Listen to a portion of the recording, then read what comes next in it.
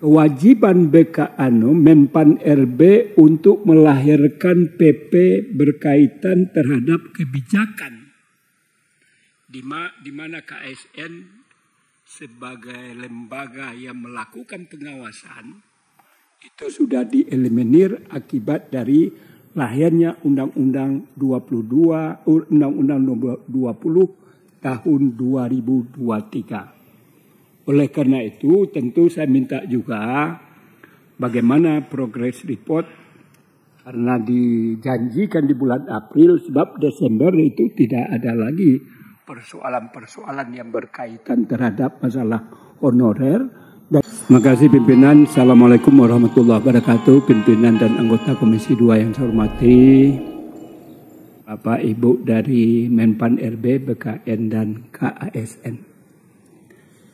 Saya sudah menelaah kertas kerja yang Bapak Ibu sampaikan dan juga menyimak apa yang dipaparkan. Pertama ke Menpan RB.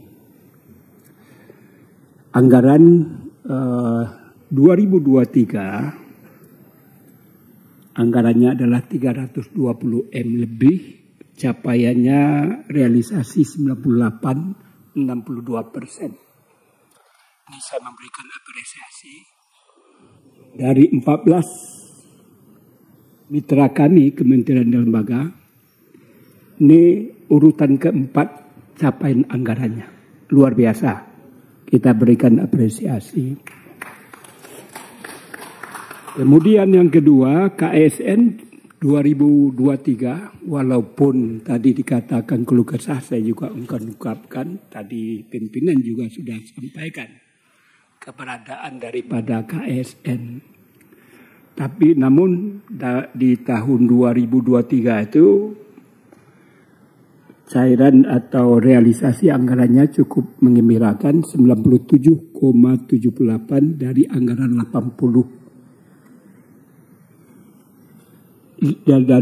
53 M lebih.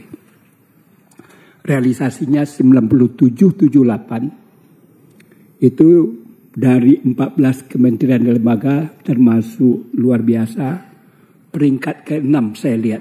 Jadi saya catat semua nih Pak. Ini ada referensinya, mana yang the best, yang paling bagus itu adalah LAN, ANRI, dan seterusnya. Kemudian BKN saya sangat memprihatinkan. Capaiannya hanya 95,43%. Di urutan ke-12 dari 14. Sama dengan Ombudsman tadi pagi, yaitu di urutan ke-10.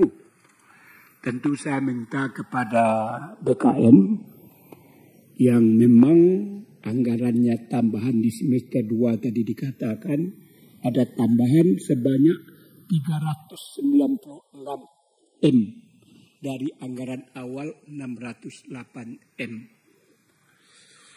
Tentu saya ingin juga menanyakan apakah tidak ada pembukaan CPNS pada tahun 2024 ini.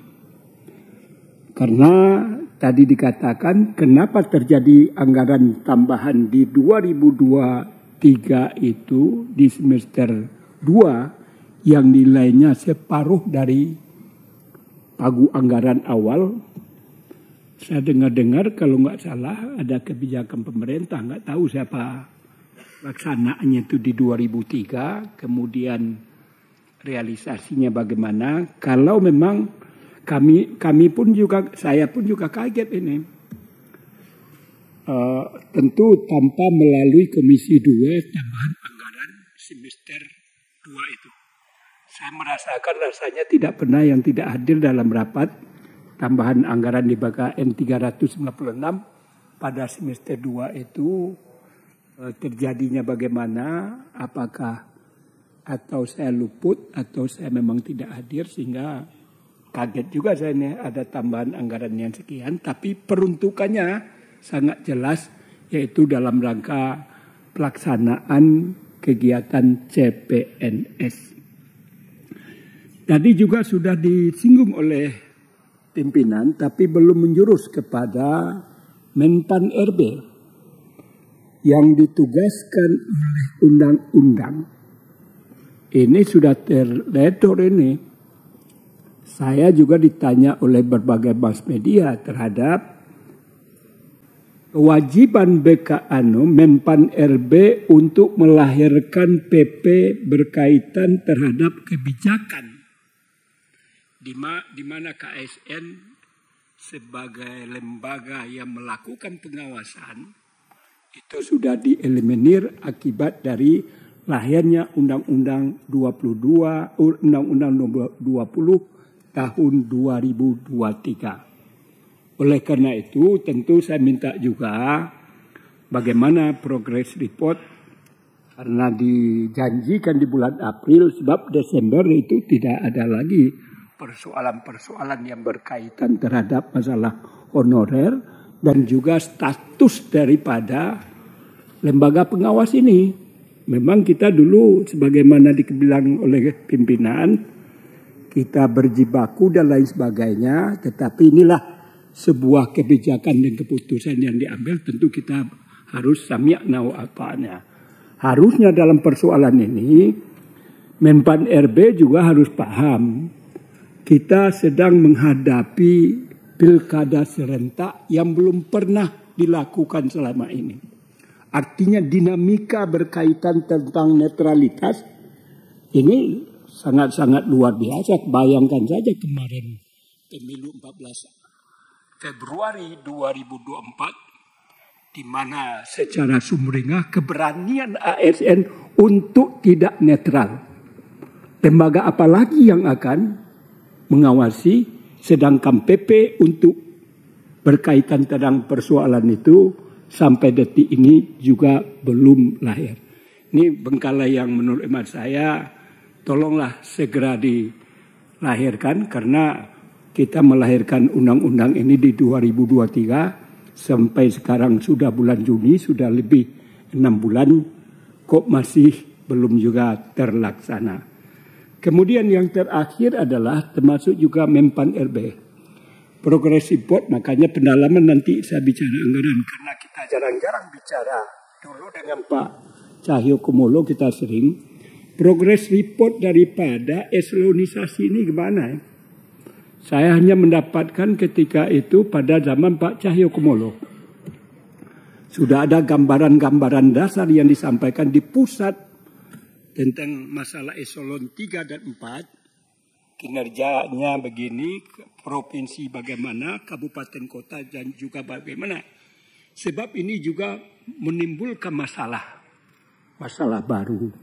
Ada kebutuhan-kebutuhan di grassroots itu memerlukan eselon 4. Nah, bagaimana dan tidak mungkin dilakukan oleh lembaga yang bersifat fungsional.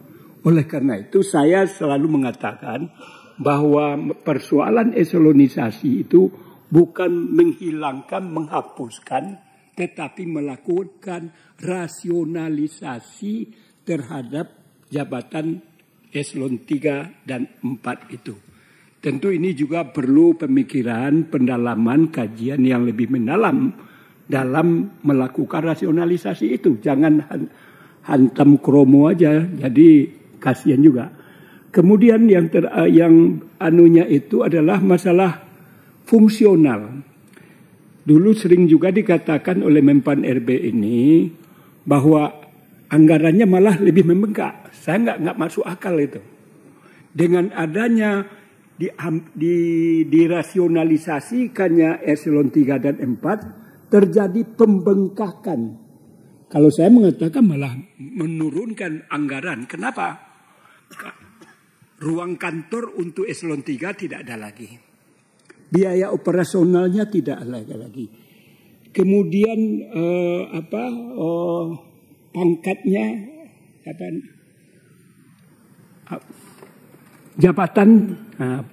jabatannya kan tidak ada lagi jabatan eselon 3, eselon 4 itu kan ada yang diberikan apresiasi oleh pemerintah